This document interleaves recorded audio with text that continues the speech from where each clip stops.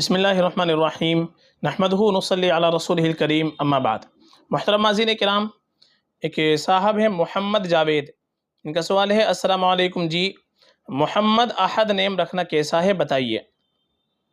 وعلیکم السلام ورحمۃ اللہ وبرکاتہ۔ دیکھیے جو نام آپ نے پوچھا ہے محمد احد، اس کے تعلق سے آپ یاد رکھیے احد، احد یہ اللہ تعالیٰ کے مخصوص ناموں میں سے ہے اور اس کے حقیقی معنی آتے ہیں اپنی ذات اور صفات میں یکتا، تو یہ احد کے معنی آتے ہیں جو اللہ کے لیے استعمال ہوتا ہے۔ البتہ مجازی معنی اس کے کسی عمل میں اکیلے شخص پر بھی اس کا اطلاق ہوتا ہے کہ جو کسی کام کے اندر کسی عمل کے اندر اکیلا ہو تو یہ مجازی معنی کے اعتبار سے اس کا اطلاق ہو جاتا ہے احد کا۔ تو دوسرے جو معنی ہے مجازی، اس معنی کے اعتبار سے احد نام یا محمد احد نام رکھا جا سکتا ہے، لیکن چونکہ احد اللہ تعالیٰ کے مخصوص صفاتی ناموں میں سے ہے، اس لیے بہتر یہ ہے کہ احد جب ہم نام رکھیں تو اس کو ہم عبد لگا کر کے نام رکھیں گے، عبد الاحد، یہ زیادہ بہتر ہے۔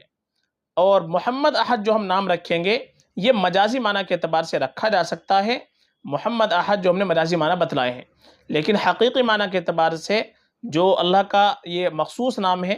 اس اعتبار سے اگر یہ نام رکھنا ہو تو بہتر یہی ہے کہ ہم عبد لگا کر ہی یہ نام رکھیں، عبد الاحد ہی ہم نام رکھیں، یہ ہمارے لیے زیادہ بہتر ہے۔ اور ماں باپ کے اوپر اولاد کا سب سے پہلا حق یہ ہے کہ ماں باپ اپنے بچوں کا اچھا نام رکھیں، اچھی نسبت سے نام رکھیں، اچھے معنی والا نام رکھیں، اور ہم علماء سے تحقیق کرنے کے بعد ہی آپ نام رکھیں۔ آپ نے ماشاءاللہ بہت اچھا کیا ہے کہ آپ نے اس کے بارے میں پوچھ لیا ہے، ورنہ بہت سے لوگ رکھنے کے بعد پوچھتے ہیں، پھر پریشانی ہوتی ہے، ڈاکومنٹس کے اندر پریشانی ہوتی ہے، اس میں نام چینج نہیں ہوتا ہے، تبدیل نہیں ہوتا جلدی سے۔ تو علماء سے تحقیق کرنے کے بعد ہی ہم نام رکھیں۔ تو یہ جو نام ہے آپ نے پوچھا ہے محمد احد، یہ ہم جو رکھیں گے وہ مجازی معنی کے اعتبار سے رکھ سکتے ہیں،